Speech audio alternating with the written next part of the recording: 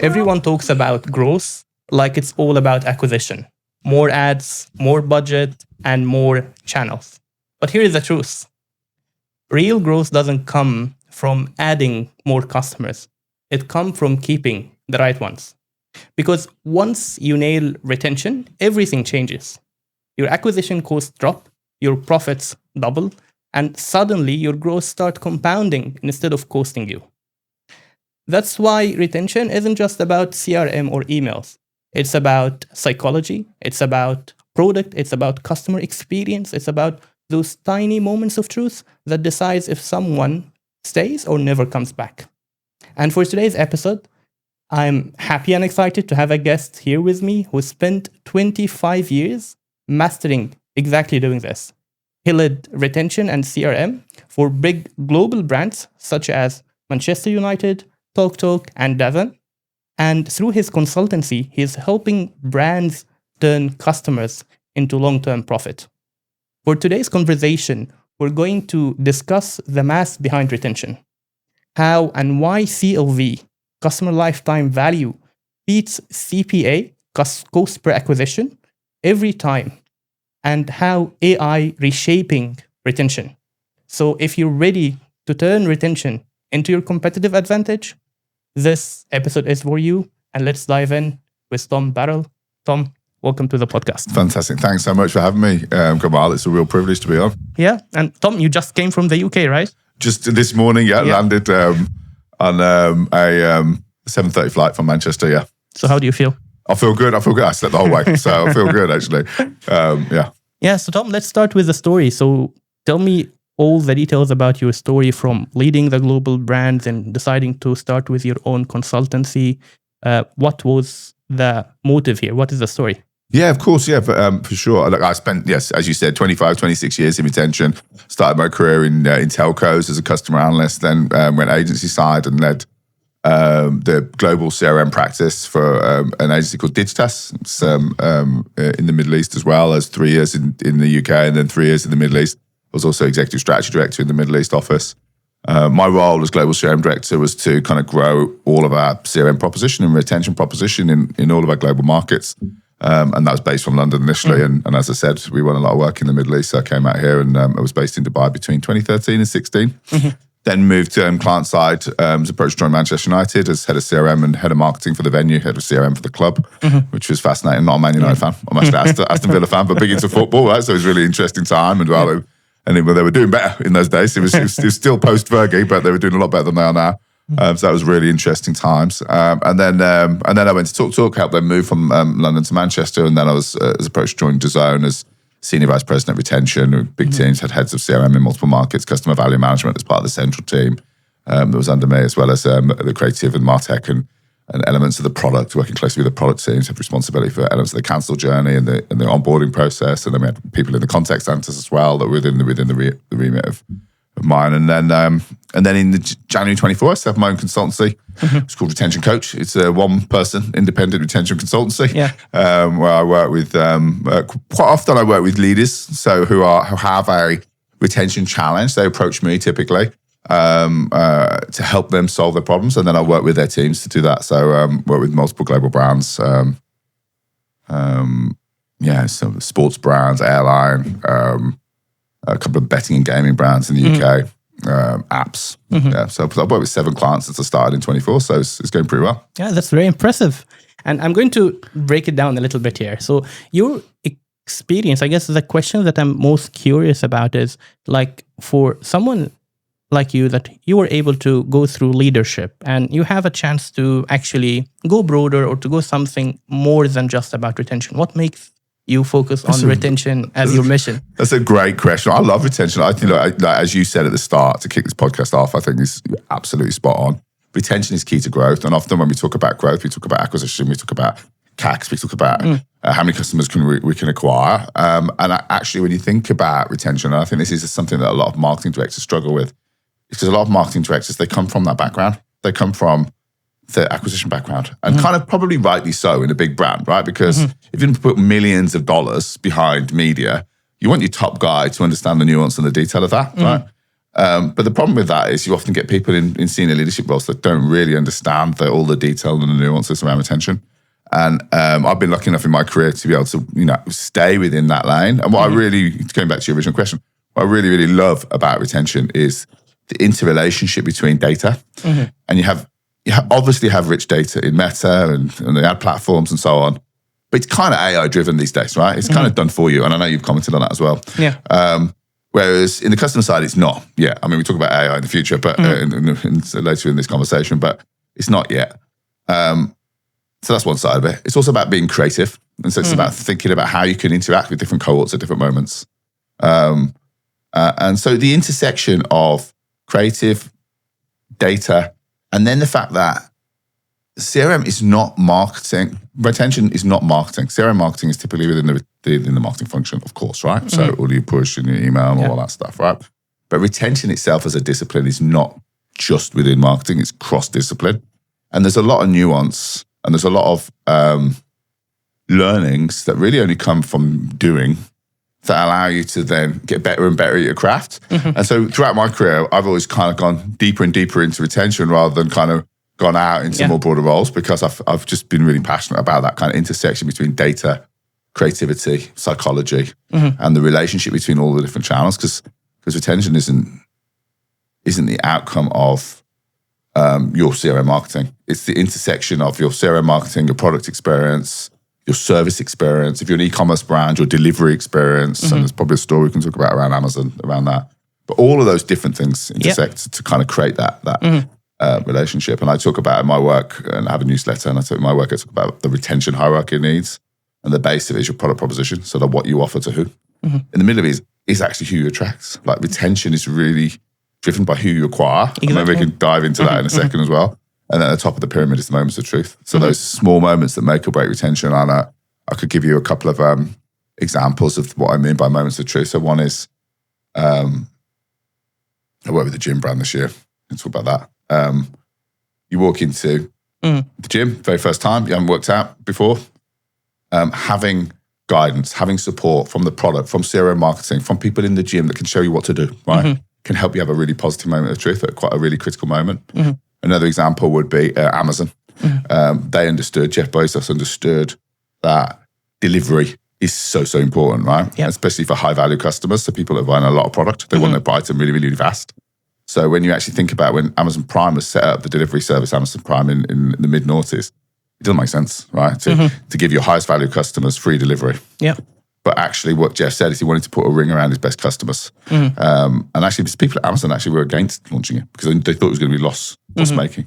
But it was all based on an understanding that those customers who want those deliveries really, really fast, they're going to order more frequently, they're protected through Prime. And it's that delivery moment of truth that makes such a difference to the relationship that customers have with Amazon.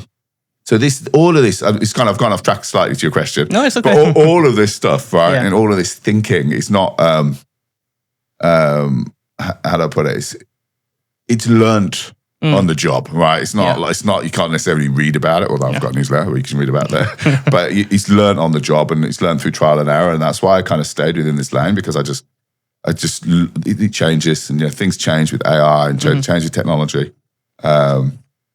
But that's why I stayed within that lane. Yeah, that's what I'm passionate about. Yeah, this is amazing. And actually, I really like that you mentioned Amazon early on because and I guess this is based on a lot of discussion that we had, even you and me before even this podcast. It was like the understanding that retention is actually much bigger than marketing because at the end of the day, retention is the whole company. At the end of the day, if your company providing a product or a service that does not fulfill a customer need, he's not going to come back whether if you send him a newsletter or a WhatsApp communication or whatever you did. And the problem here is not on the CRM or the activation channel. The problem here is that there is something else. And the challenge that I'm seeing nowadays is that companies, even small companies, they have become more silos within the department in a way that, okay, it's retention or CRM is part of marketing, and marketing, they have strategic key objectives that they want to achieve this quarter. So they are not discussing maybe with customer service, or maybe they're not discussing with the product, or they have a roadmap which might include those kind of things or not, which creates this kind of friction. So I believe it's very important to have someone to look at retention holistically. 100% agree with that. Yeah, totally agree. And there's so many examples of that in organizations where like I think you alluded to, and I've spoken about this before on other podcasts as well, like how many organizations put the responsibility for retention to CRM marketing teams. But because retention, they can drive incremental retention, right? You do control groups, you will drive incremental retention for sure, right? Actually, retention is a result of the intersection of your service experience, obviously really, really important. Bad service dealt with well can actually be a loyalty driver. Or issues dealt with well can be a loyalty driver. Also, you can really, really turn customers off through bad service, right? Yeah, you can 100%. kill the relationship forever. And I've just a couple of examples, just personal examples of mine that I could talk about later, perhaps around a jeans brand that I was excessively loyal to and had a problem with, a watch brand that I was quite loyal to and had a problem with, that you're never going to go back again because of the service relationship that you had with them. And then obviously core is the product proposition and the fit between your product and how you manage the relationships between who you acquire and what your product offers. And so when you have like silos, like you alluded to, where you have acquisition teams chasing low CAC, you can end up acquiring poor quality customers that have low retention rate. And then looking at it purely like in terms of like the very, very base level metrics, the simplistic metrics, marketing director was looking at, the acquisition guys, well done. You're doing a great job. You're acquiring these great customers. Good job, guys. And the retention guys, what you're doing, right? And it's the wrong way to look at it, right? 100%. You need to look at it in terms of lifetime value and the value of the cohort that you acquire. And if you've got an understanding, you've got a real true handling on LTV, and you know that you acquire a certain type of customers, or you've got high likelihood when you acquire a certain type of customers, they're going to be worth a lot more to you. Then obviously, because they're going to be more easily retained through the products and services you offer, because there's closer products customer fit for that cohort, then you can be, it really compounds growth, right? Because you can outspend your competitors for those cohorts. When everyone's just chasing a lower CAC, you can spend more on those customers. When you acquire them, they're worth more. And then when you do acquire them and they stay with you because you manage the relationship with them really well, you manage those moments of truth really well, there's a great fit between the products and the service. Then you can compound growth because retained customers will cost less to serve because they're very kind of familiar with your offer and they're familiar with the way in which you work. So you don't need to support them in the same way that brand new customers often need support. Because they retain, they're more likely to refer others. Because they retain, they're more likely to be upsold to. And so there's some maths we can talk about in a minute actually as well about how retention, as you said at the start of this call, really, really, really is the key to growth. And because if you can get all those components right around the product proposition, around moments of truth, around who you acquire, then you can have an exponential impact on your business. Yeah, 100%. And I'm having a lot of conversation right now with people in VC and startup founders and all of this. And like the key thing that they focus on right now, especially people who are just starting a company or something, is like to be able to find the product market fit. And when we go down to try to understand, okay, are we going to measure that we have a product market fit or not? It boils down to retention. It boils down to retention cohort. It boils down to building communities. And are people are coming back because they're loving the brand or the product, our product or service, solving a problem or not? So 100%, I agree with you here. But also now we understand what made you focus on retention. Now, if we can ask also a similar question to what made you starting your own consultancy, because you have achieved a lot as being a leader within a big organization and well established and all of this. So what makes you go starting your own consultancy, just one person? Yeah, look, I think the number one reason is that I believe in many organizations that retention is undervalued, and it's about raising the profile of those retention folk. I see many even large organizations where retention is almost like a back office function. And typically, as we've already talked about, it's kind of left to CRM marketing folk, and CRM marketing folk don't necessarily given responsibility for a KPI that they don't have full control over, right? So my mission and my why behind my business is to raise the profile of retention folk and bring them to the top table.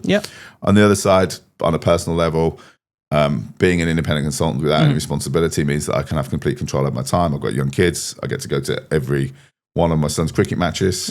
I get to work in the way that I do. I work quite deeply, quite often, so I get really into a piece of work. And so, and I'm really passionate about the strategic side.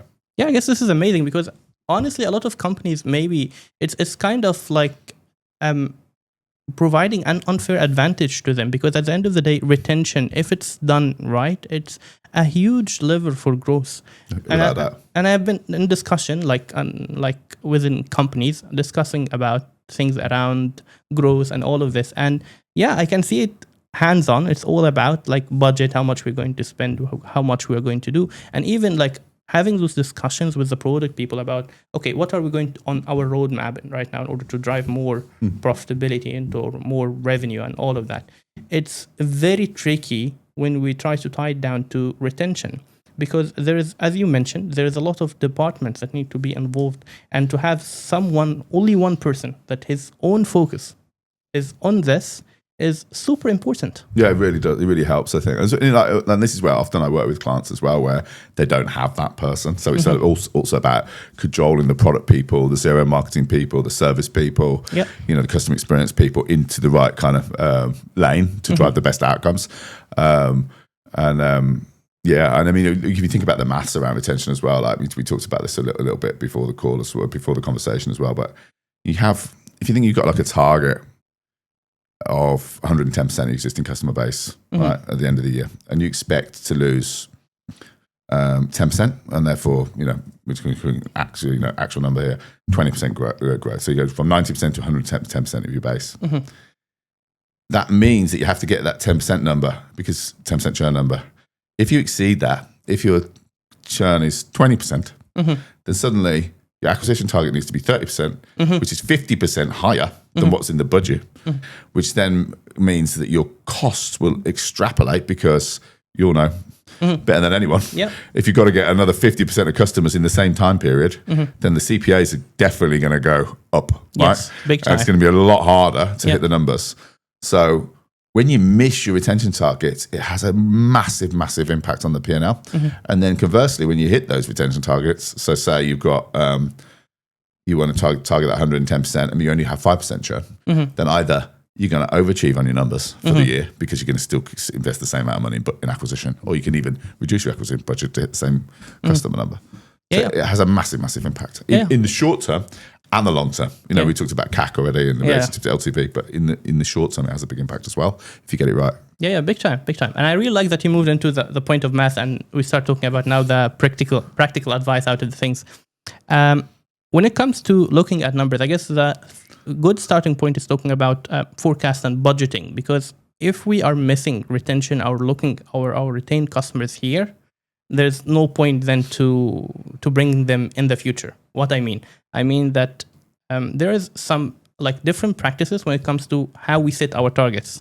Do we set them based on session, conversion rate, orders, AUV, and revenue? And this is one way of doing it. Or should we set it as customers, percentage new customers, percentage retained customers, customer value, revenue? This is another model. So based on our discussion so far, I think we are leaning towards the second approach. 100%. I think the first approach that you mentioned is kind of the most common, right? It's the easiest way, right, to build an acquisition plan, because it's kind of in and out. And we kind of talked about marketing directors a bit already. Like it kind of drives out a dopamine hit. You spend £100,000 on a weekend on some marketing activity. On the Monday morning, you can see whether you hit the numbers or not. If you did, and we can track it daily. Are we spending? Are we getting? Where are we missing? Which channel? And, Exactly. Whereas CLV is much more complicated to do. So customer lifetime value, it's about understanding that CLV is a forward-looking predictive metric. It takes into account historic profitability and behavior, but also forward-looking revenue beyond just the short term. And if you can calculate CLV correctly, then you can use that data then to drive your acquisition strategies. And as we said already, increase the CAC that you're going to spend. And then the way you should focus is on customers.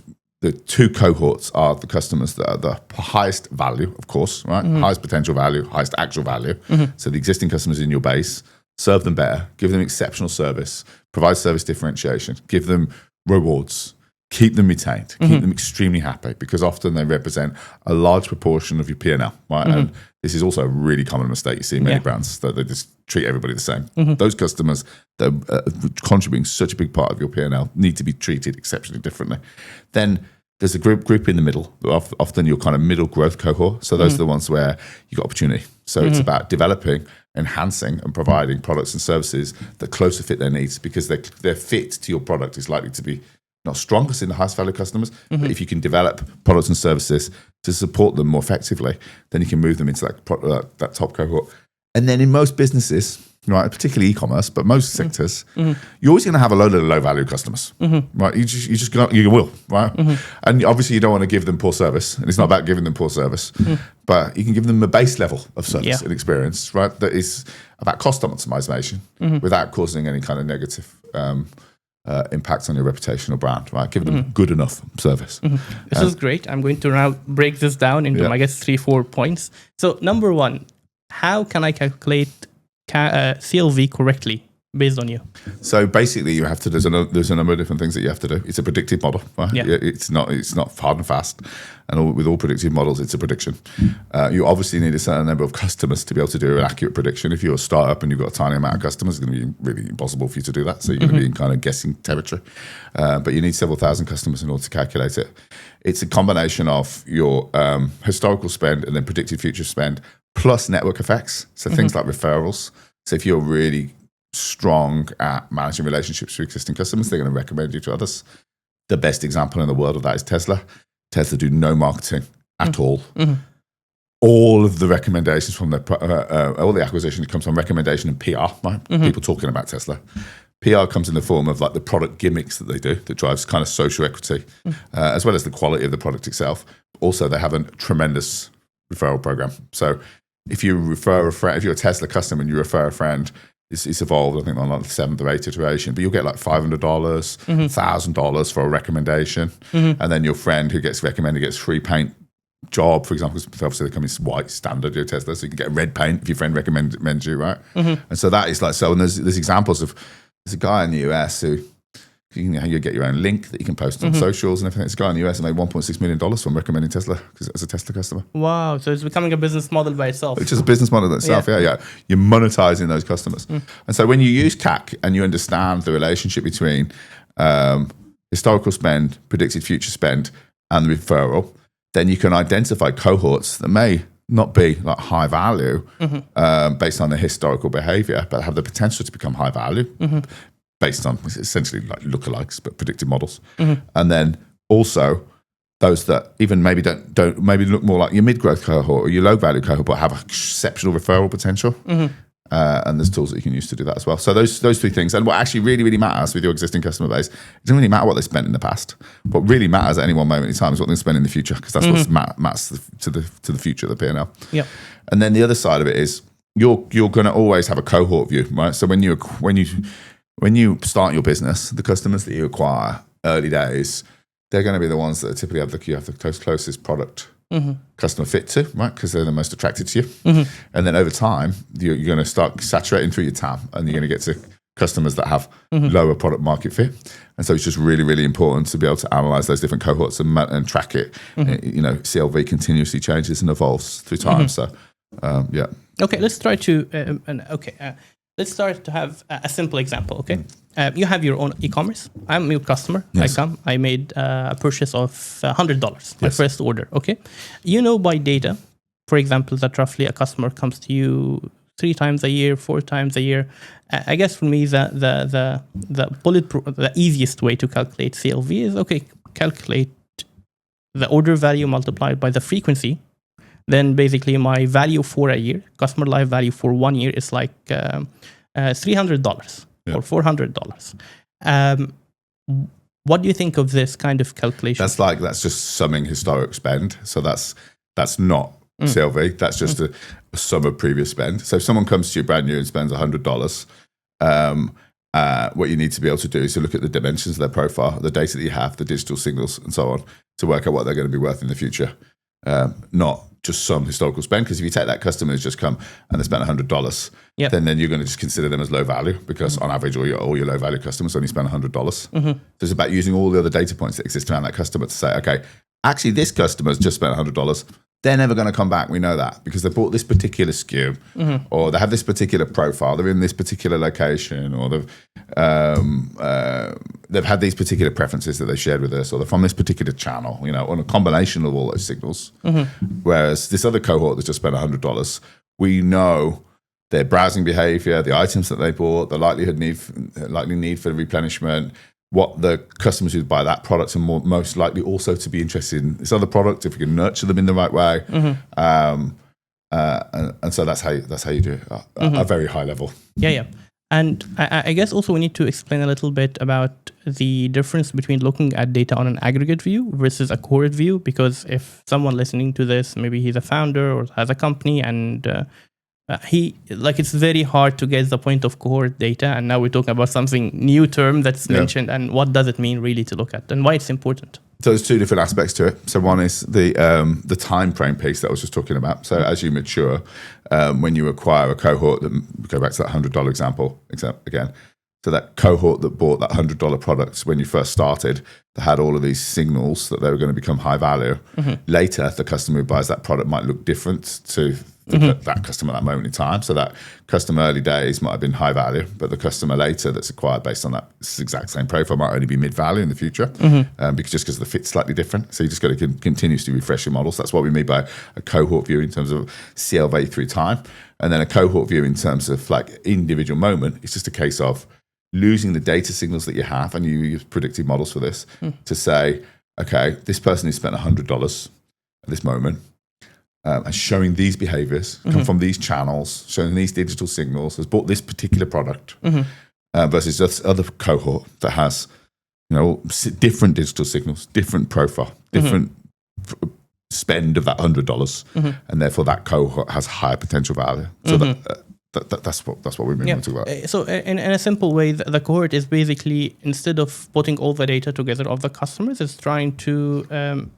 segmenting them based on either the moment of acquisition, when they make their first order, when they made their last order, the mix, or when they purchase a certain category, and then you make this as a cohort, and this is better than looking at aggregate data, like all data all together, because as you mentioned, it allows us to look at more signals. So if we went back to the example of the $100, so if I purchased from your own e-commerce, $100 product in Black Friday or on Black Friday, and usually, by data through cohorts, the people who purchase on Black Friday, they don't come as frequent as people who purchase on September. Exactly. So the value of a customer that has been coming from the November cohort, it will be lesser than people who come before that. So they need to purchase higher in order to be to get that threshold. Yeah, campaign effects are really important. They're one of those digital signals, like you said, Black Friday, maybe someone who's bought for a special occasion like Christmas or Eid or something like that. They're a different kind of profile to somebody who's buying outside of those kind of often sale moments, honestly, right? And then there's also campaign effects in terms of messaging as well that you can look at. It becomes quite endless, really, in terms of the sophistication you can get to, as long as you've got a richness in terms of the size of your base. Yeah, I agree. And now I guess we can think about a little bit or talk or discuss about how or why optimizing CLV is more profitable versus optimizing CPA. Yes, let's talk about that. I love that question. Yeah. So if you've got like a set budget, so if you've got let's say you've got $100,000 to spend on marketing, most businesses will think, okay, how can we maximize the number of customers that we get for that $100,000? Like pretty logical. So that obviously just means lowest possible CPA. Yeah, so acquire as many customers for that $100,000 as you can, and that's what many companies do. But the problem with that is that you end up over-indexing on low-value customers, because if you take your CLV analysis and then you invest more in acquiring higher-value customers, by the nature of investing more, that means you're going to have a higher CPA for those customers. So that 100,000 that you spend, you're not going to get as many customers. So on the face of it, you might acquire with a 100,000 budget, where you're minimizing for CPA, you might acquire 100,000 customers, dollar each, right? And then on the CLV led approach, you might only acquire 50,000 customers, because you are over-indexed. You still acquire some of them. We still pick up low-value customers anyway, but you're over-indexed on higher value customers, and therefore to do that, you'll invest more because you know that the return's going to be greater. And the benefits of that are, right, as long as you're not a business that's trying to chase a really high subs number to go and list and tell the market that you've got this great business because you've got 10 million subs, right? As long as you're not trying to do that, you're actually trying to optimize profitability. The benefits of this approach is that because you will be spending more to acquire those high value customers, they will spend more over time, and you'll get more out of your $100,000 investment or from less customers than you would do from the larger volume of customers. Secondly, they'll cost less to serve because there's less of them to serve. Thirdly, because there's a closer product market fit between you and those high value customers, they're more likely to refer you. Right? I think the Tesla model. Yeah. Word of mouth is impressive, yeah. Really, and then birds of a feather flock together. We know people that's similar. We'll talk to other people that's similar, and people who have a mindset of Teslas will have friends that have a mindset of buying a Tesla, right? You see those communities all around us, right? So, and so you'll end up with a situation where if you invest in building a CLV model that's as accurate as it possibly can be, and you get to a certain level of confidence in what your high value customers look like, and then you can apply that into your marketing activity, you acquire less customers for that $100,000, but you'll drive much greater profit. And there's a work that's been done by Harvard Business Review and Bain together, which showed that if you can improve retention by between 5 and 10%, then you can drive between a 25 and 100% increase in profits. And it's sort of related to that same point in that you are retained customers are easier to upsell. They stay with you longer. They talk to their friends. They're easier to serve, right? So, yeah. Does that answer your question? I guess pretty much, because at the end of the day, in a very simple way, like the difference between optimizing for CPA versus optimizing for CLV is huge. Like, it's not like a friction. Like here on the CPA, it can actually improve slight improvement to your profitability. Maybe if stars are aligned, it will be 1-2%. Yeah. Because at the end of the day, this is an order or a customer that comes. It has to go through your operation again and go through your 50% margin or whatever in order to.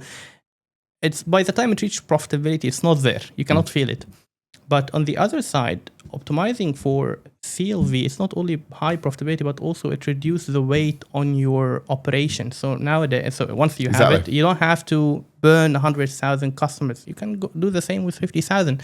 This will, by itself, will improve your level of service. If you have a website, it will be less on demand, so it can grow faster. Your team can make it better. Or if you have even a normal business, your operation can be better. So it's super important, and I believe this information can think down on everyone watching this episode. If you have to choose one, choose CLV. Optimize for CLV. 100%. Totally agree with that. And then also, if you go down the route of optimizing for CPA, what will happen is, obviously, loads of those customers will be low value. They'll leave you, right? And then you're back at it again, investing the 100,000 again, investing the 100,000 again. Whereas if you focus on the high value and you invest that 100,000 in acquiring those high value, many of them will stay with you because that's their nature, right? Because they're high value.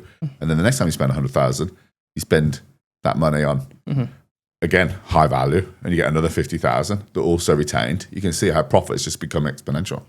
Yeah, okay. Now, two things that we are going to ask on the next question. It's going to be a little bit big to discuss, but we're going to discuss together. So number one, how can we build a model of CLV that actually useful, that is not gadget-based or like fancy things, but actually practical? And second, how can we apply it? Let's discuss this. Yeah, so I mean, we sort of talked about the building part of it already, right? So we're getting into sort of the realms of data science when you're talking about like big volumes of customers and so on. And it's just about understanding the profiles of your existing customer base, their retention curves, what their spend patterns are, and then building models that allow you to predict with a degree of accuracy, it's always a prediction, the value of the customers that you've just acquired. So that's, and use cohort analysis, that's effectively how you do it. CLV is not just taking your customer base and summing up how much they've spent and saying those are the bottom of the lowest value and those are the top of the high value. That's not it. And I worked with a client recently. They've got customers that to them in their RFM were low value, but the CLV model's showing they're high value. So obviously the clear strategy for that cohort is treat them differently. Treat them like your highest value customers, like you know highest RFM customers. Treat them. So that's one. So two, in terms of how you apply it, there's many different ways of you can apply it. Before moving to how to apply it, first we need to let people know what is RFM, reach like. Recency, frequency, monetary. So recency is like how recent did you buy? Frequency is how often did you buy? And monetary is the amount. Which is a common model that CRM tools uses in order to identify who our customers are, people who are frequent buying. Yeah, it's just basically a way of, it's like a value segmentation. It's basically a way of, because you could have like high frequency, low monetary. Or you could have low frequency, high monetary, and so they'll be the same value. It's just basically a way of like taking like different dimensions of spend and then putting them into buckets based on value. So it basically really is about like looking at historic spend, really, whereas CLV is about using historical to predict future. Exactly. And so that's okay. And now I understand the first part about building, but what, from your experience, what would be the mistakes that you know, or the things that I should, or any founder should avoid, or any leader should avoid when they try to build a CLV model?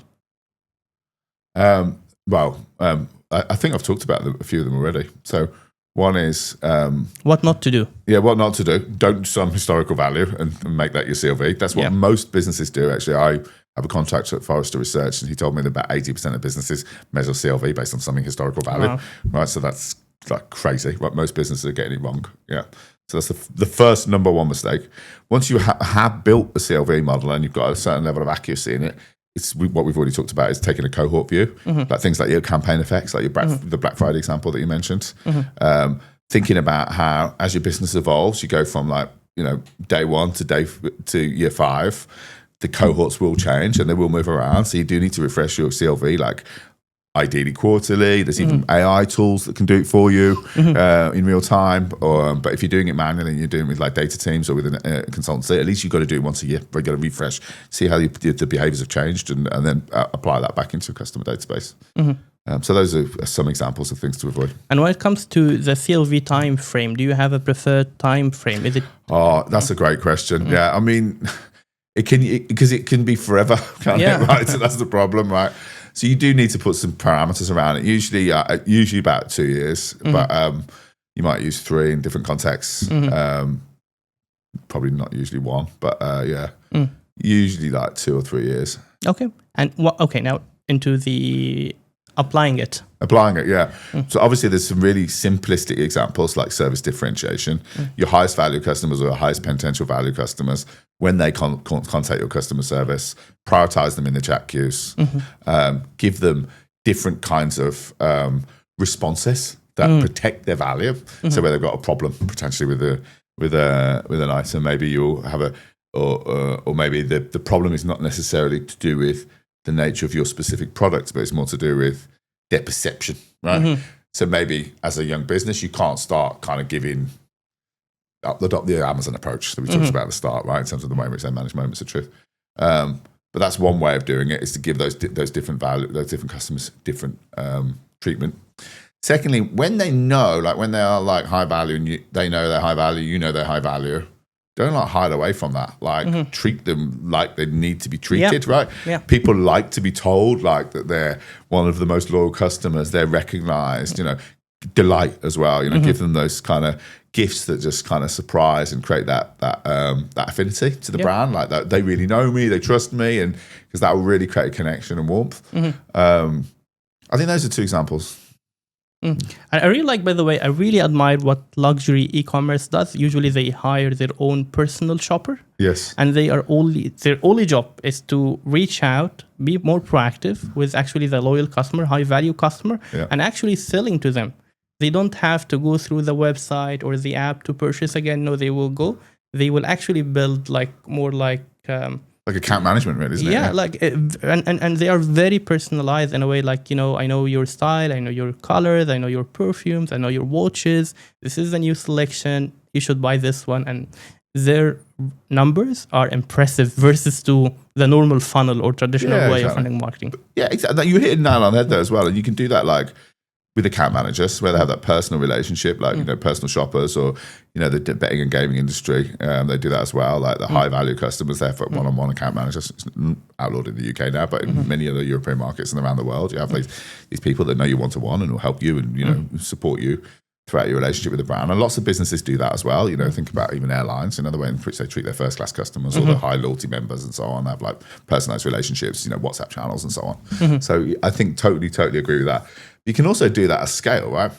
Like if you know that your highest value customers, you know them really well, then you should be able to serve to them hyper relevant experiences, whether it's in your product, on your digital experience, in your CRM marketing, because you know so much more about them, so you should be able to treat them better as well, right? So it doesn't always need to be. I think that I love the personalized touch for those, like the cream to the cream, right? Without a doubt. I saw something about Ferrari recently doing something. You have to have like 40 million invested in Ferrari to buy the latest Ferraris now. Yeah. They are very notorious with those kind of, like, it's very hard even for high spender to go through to buy the latest product. To buy the latest product, and then, but when you're there, you've got to keep interacting, otherwise you drop out of that tier. And so obviously that's, it's so smart, because for that cohort, they're the ones that are going to afford to buy those products. Right. So let's kind of keep them in the ecosystem as much as we can. So I think that's smart strategy from Ferrari.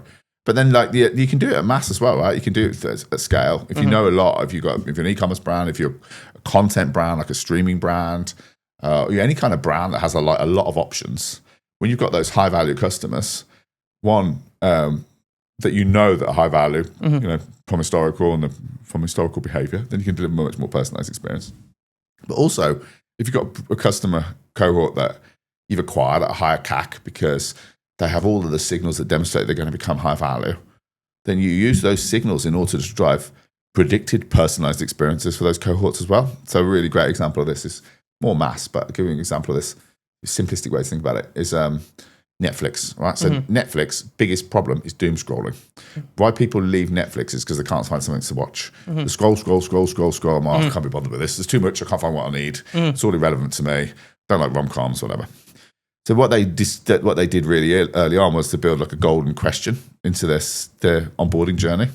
So that golden question is basically an image of loads of movie and series titles, and you have to pick 3 shows that you like. Because they've got so much data, they know that whichever 3 you pick has a high degree of correlation to your potential future interest and likes. And so that when you immediately drop on the product, so after the sign-up process, it feels super relevant. And then as you engage and you give the thumbs up, thumbs down, didn't like this, didn't like that, and they do that through CRM, they do that on the product, etc., then they learn more about you. And that's why they're 350 million subscribers around the world. It's key. Personalization is absolutely key. So you can use that, and then obviously as you become more used, Netflix, for example, you become more and more loyal. They learn more about you. You might be a rom-com fan initially, and then you have this like side interest in Russian horror or something, right? And then they build up this information about you, and it becomes so personalized. And you can do that with any sector, as long as you've got a lot of options. 100%. And I guess now we are moved toward like the importance of the onboarding journey. Yes. Like if we're going to talk about the different journeys of CRM, the number one, I guess also this is based on our discussion that we had previously. The number one thing that they should focus on to get impact immediately is the onboarding journey. Yes, 100%. As you mentioned, the example of Netflix. 100%. So what often, like if you're thinking about subscription brands particularly, quite often they'll just measure churn holistically, and then they'll look at the base and say, okay, average life is 7 months. We need to give some value at month 6 to keep customers. But the reality is, that's just a tail because it's an average, right? And reality is you have a lot higher churn in the first month to 3 months of the relationship. And so onboarding is absolutely critical. And that's, talks to the example that I mentioned before around Netflix.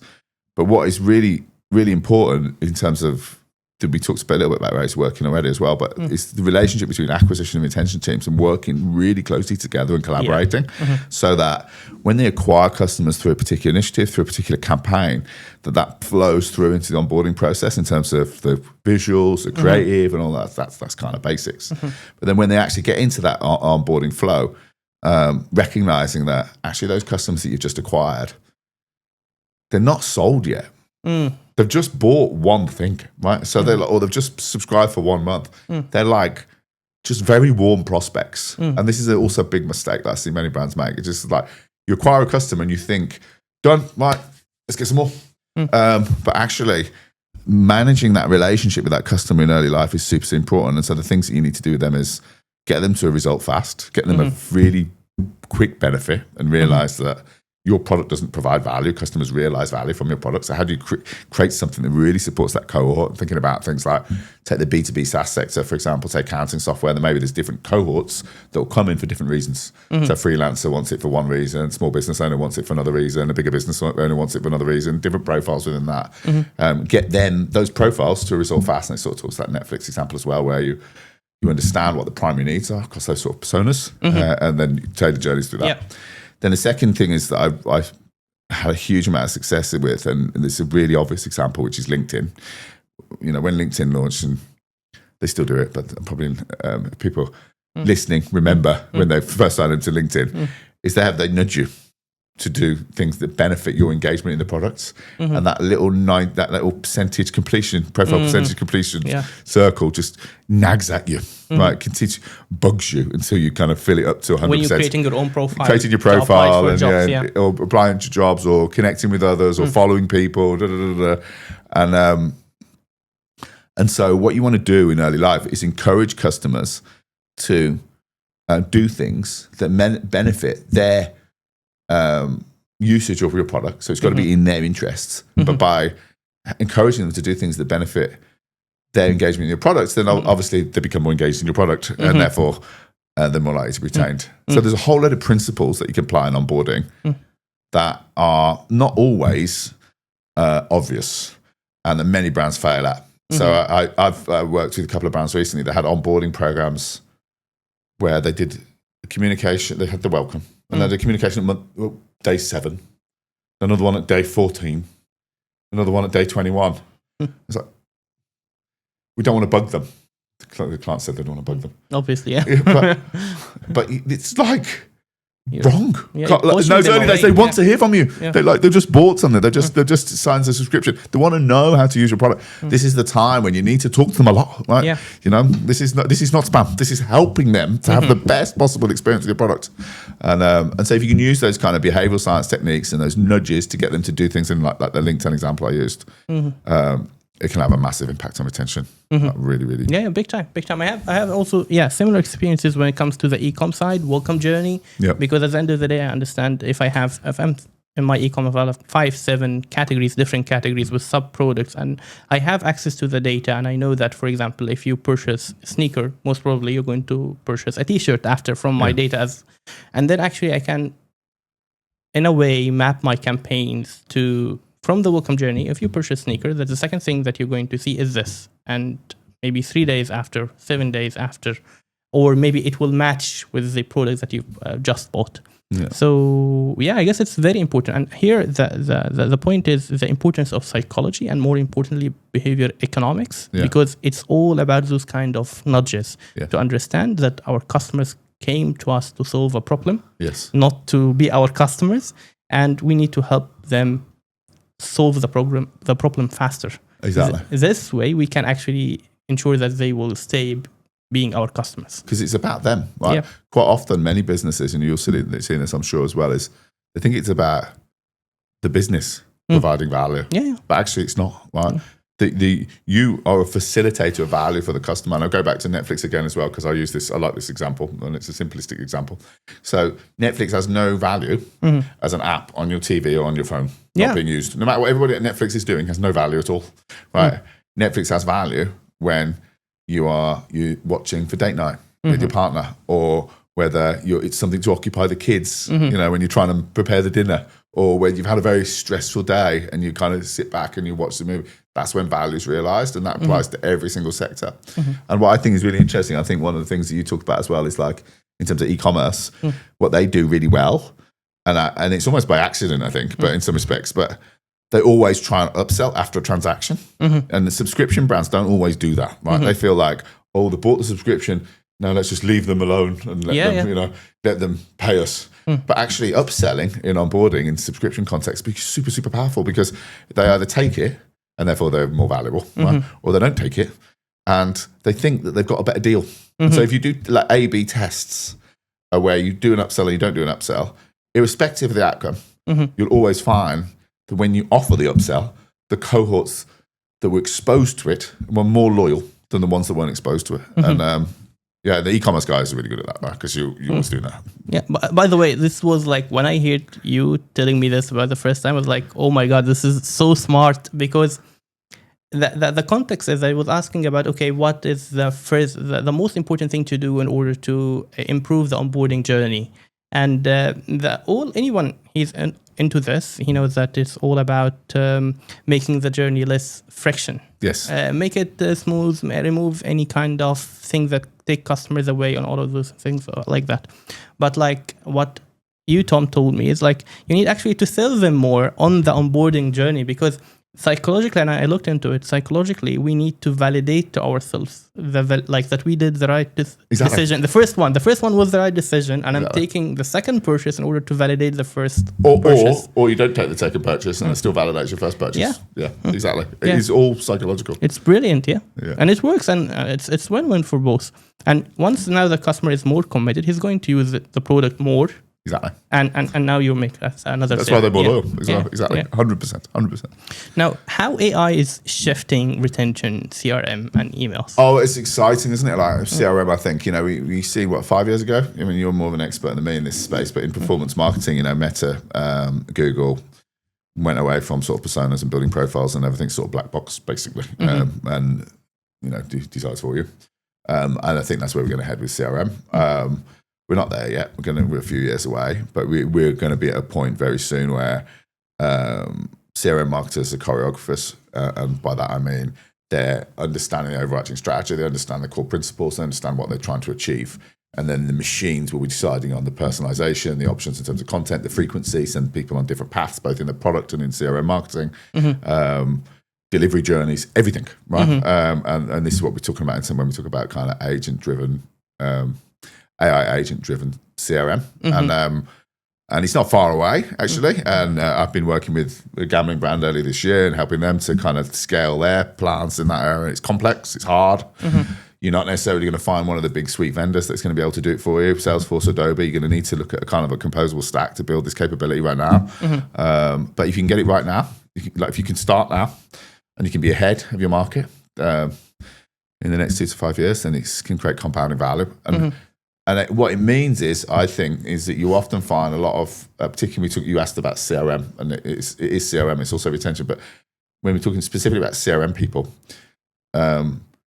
it means the days of being a technical wizard, like in the days, 10 years ago, being a technical wizard in performance marketing was a big skill. Yeah, now we're gone. They're gone, right? And that is going to happen in CRM marketing as well. So if you're brilliant at Salesforce, you know all about data extensions or Adobe Campaign and great, but what I would encourage you to do is to really lean into AI and agentic AI and think about how you can learn more of the kind of the strategic lens, because I believe that we're some way off from agentic AI just deciding everything, and you just have a CEO running a £10 billion company and one person run by I think we're way off from that. Maybe that'll happen eventually, but we're way off from that. In the short term, CRM and retention folk are going to need to be choreographers. They're going to need to give the guardrails to the agents in order to make the decisions in terms of optimization, in terms of content, and so on.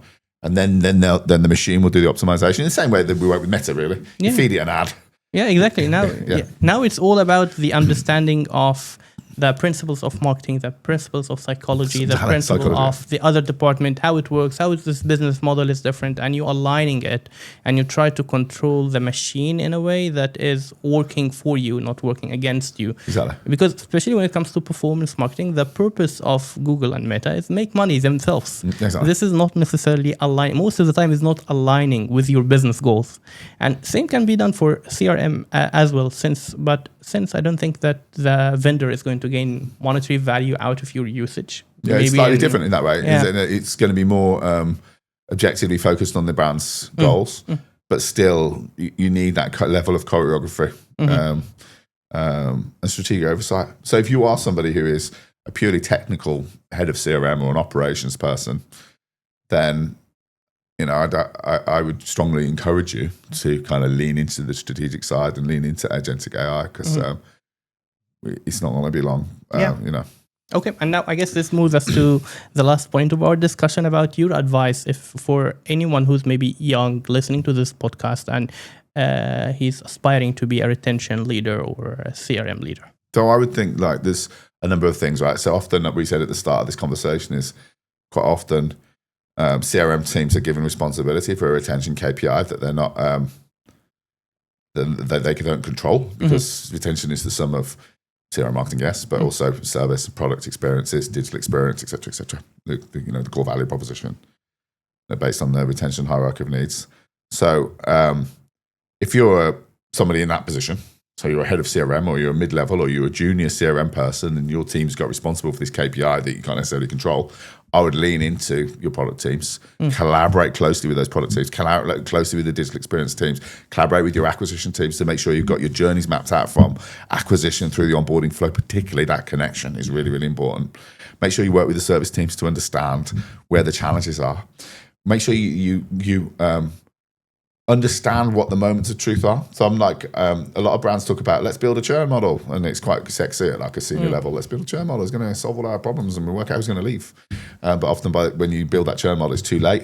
You use the churn model though, to understand the signals that drove the potential to churn. So to understand those interactions that happen with service or happen with the product that then drove churn, and then work on fixing those problems. And so as that sort of junior mid-level person, spend time holistically understanding how your function can make a difference to retention through collaboration with other areas of the business. I think that's number one advice. I think spend time learning, never stop learning, right? That's my advice for junior folk. It's just I think it's just such a great space to be within. We're on this cusp of such an exciting time because, MarTech for over 20 years has been able to deliver micro cohorts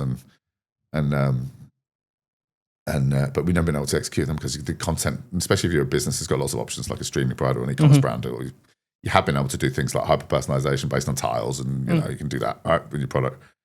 But like being able to deliver hyper-personalization that taps into kind of core intrinsic barriers and motivations, which we will be able to do with AI, with agentic AI. So it's entirely different messaging around the same products and service according to the motivations, the profile of the individual. It's extremely exciting time. Yeah. But it's like with everything in marketing and technology and business, it's about to be hugely disrupted, or it is already being disrupted by AI. So, only time will tell now. Time will tell. Yeah, only time will tell where are we now? In which moment are we? Yeah. I think we're still... I think we're further along than most people think. 100%. I agree with you. And for everyone who's listening who also want to aspire to be a retention leader, digital leader, and into all of this kind of space, make sure that you follow Tom. Tom has a brilliant newsletter. It's very educating. Make sure that you subscribe. And Tom, thank you. Thank you for being here. Thank you, Gamal. It was a real pleasure to be on there. And if anybody is interested in the newsletter, it's the Retention Blueprint. Yeah, I will add it on the description. Perfect. Description of the YouTube video. Thank you, Gamal. Really good to be here. Reach for growth, reach for more. Performance marketing hardcore. Tune in, listen.